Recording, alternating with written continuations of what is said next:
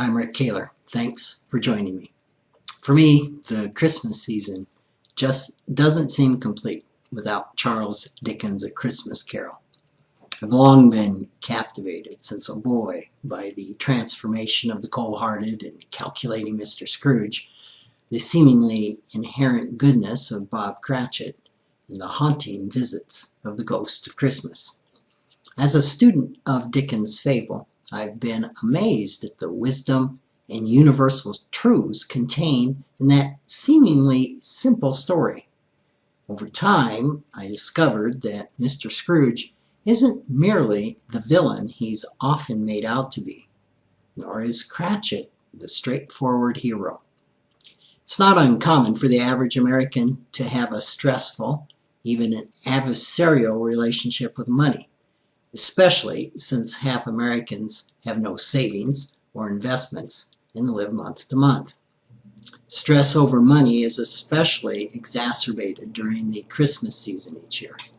Many Americans borrow heavily on credit cards for gifts and end up stressing for months afterwards trying to pay the bill.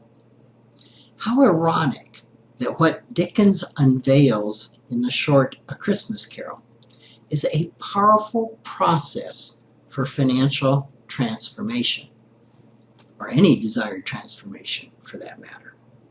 Dickens gives us a four-step process that anyone can employ to change destructive financial behaviors. A few years ago, I co-authored a book called The Financial Wisdom of Ebenezer Scrooge. That book highlights the subtle wisdom of Dickens' story as it pertains to transforming one's behavior around finances. The story became the heart of a successful model employed by financial planners and therapists to help transform a person's relationship with money. The first big event in the story is the visit to Scrooge by the ghost of his old business partner, Jacob Marley. Scrooge takes to heart Marley's warning to change his ways, and he thereby becomes willing to consider changing. Psychologists would call this an intervention. The first and most important step toward transformation needs to be a personal realization that something's amiss with my behavior, and it's you who wants to contemplate changing, as opposing to only someone else insisting you ought to or you should change. Meaningful and sustainable change comes only from within, not without. Blaming personal financial problems on family, employers, the wealthy, the government just keeps a person stuck in delusion. So what is the key to developing an internal desire to change? Addiction recovery programs call this hitting bottom. I describe it as reaching a state of openness to accept the facts and the circumstances as they are, as reality, not as you wish they were.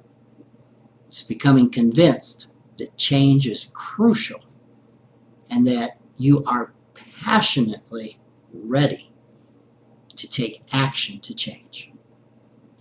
On that Christmas Eve, inexplicably, Scrooge was finally ready to consider the message his old friend Marley had tried to deliver to him on many Christmas Eves previously.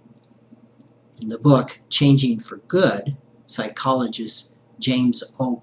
Petraska and his co-authors call this moving from the stage of pre-contemplation to contemplation. Scrooge was willing to consider that his firmly entrenched worldview might be skewed, and to consider seeing the facts for what they were, not as he assumed they were.